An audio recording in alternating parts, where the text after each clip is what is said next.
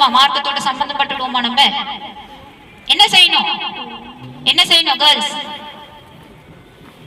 என்ன செய்யணும்? மார்க்கத்தோட உங்களை இணைச்சிக்கணும்னா நீங்க என்ன செய்யணும்? முதல்ல சொன்ன உங்களோட ஆடை ஒழுக்கத்தை முதல்ல சரி பண்ணுங்க, இல்லையா? யாரும் இங்க சின்ன பிள்ளைங்க கிடையாது. எதுக்கு சின்னதுல இருந்து மக்கானா போட்டு கொண்டு வரும்? அந்த அச்சம், அந்த ஒரு வெட்க ஞானம் வரணுன்றதுக்காக தான். அது பெரிய புள்ள ஆனோன்னு எங்கிருந்து போகுது? அந்த மக்கானா அசிங்கமா இருக்குது, அதானே போட்டுட்டு இருந்தோம் சின்னதுல. பெருசாயி எப்ப கட்டாயமாக நம்மளுக்கு ஹிஜாப் கடமை ஆகுதோ அப்ப எப்படி அப்படியே சின்னதா மேல தூக்கிக்கிட்டே போகுது ஷாலு? எப்படி தூக்கிட்டே போகுது? ஹிஜாப் எப்படி இருக்கணும்னு அல்லாஹ் சொல்லியிருக்கிறானா? எப்படி இருக்கணும்? எப்படி இருக்கணும் ஹிஜாப்? உங்கள் மார்பகங்கள் மீது காடுகளை தொங்க விடுங்கன்னு சொல்றான்ல. கழுத்துல தூக்கி சுத்திக்க சொல்லல, தலையில தூக்கி சுத்திக்க சொல்லல. அப்படி அல்லாஹ் சொல்லும் போது அல்லாஹ்வை மீறீங்க, அல்லாஹ்வோட வார்த்தையை மீறீங்க. அப்போ அச்சம் வேணுமா இல்ல? இத்தகல்லாஹ் அல்லாஹ் சொல்றானே, என்ன அஞ்சு கொள்ளுங்க. பாய்ஸ்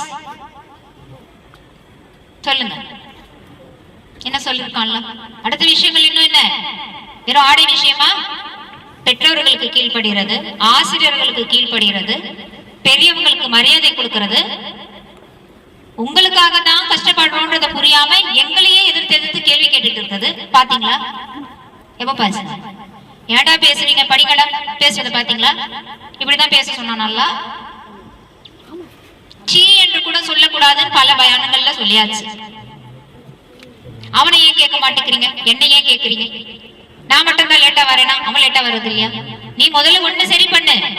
மத்தவங்களோட கம்பேரிஷன் எதுக்கு பண்ணணும்? நம்ம சரியா இருக்கிறோமா?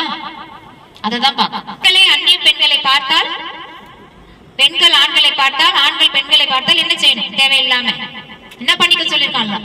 பார்வைகளை தாழ்த்திக்கோங்க, முடிஞ்சு போச்சு. பார்க்க கூடாது. அது ஆணா இருந்தாலும் சரி, பெண்ணா இருந்தாலும் சரி. என் தம்பி, அண்ணன், அக்கா என்ற உறவு இஸ்லாத்துல கூட பிறந்தவங்களுக்கு மட்டும்தான். அதுவும் சொந்த சகோதரன் சகோதரியா இருந்தா மட்டும்தான். பெரியம்மா பொண்ணு, சின்னம்மா பொண்ணு, அத்தை பொண்ணு, மாமா பொண்ணு எல்லாரும் அந்நியர்கள் தான். அவர்களிடத்துல பார்வையை தாழ்த்தி கொண்டு தான் பேசணும். அதுதான் இஸ்லாம் கூறுது. அப்படி நீ இந்த வயசுல தாழ்த்தி பேசினா தான் அர்ஷோட நிழல் கிடைக்கும். அப்பதான் உனக்கு அந்த பிராக்டிஸ் வரும். தேவைக்கு பேசலாம், தப்பில்லை. அது இப்படி தொட்டு பேசுறது, ஏன் தொட்டு பேசணும்? பெரியம்மா பையன், சின்னம்மா பையன் இவங்கெல்லாம் அண்ணனா? தொட்டு பேசலாமா? பேசலாமா? பேசக்கூடாது. அல்லாஹ்வோட அர்ஷோட நிழல் வேணும்னு ஆசைப்படுறீங்களா? அதெல்லாம் நிறுத்திக்கோங்க.